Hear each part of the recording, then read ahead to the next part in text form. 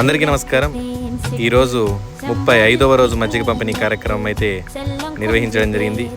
ఈరోజు అయితే మన యూట్యూబ్ ఛానల్ సబ్స్క్రైబర్ నిర్మలా అమ్మగారు అయితే స్పాన్సర్ చేశారు. వారికి నేను మనస్ఫూర్తిగా ధన్యవాదాలు అయితే తెలియజేసుకుంటున్నాను. Thank you.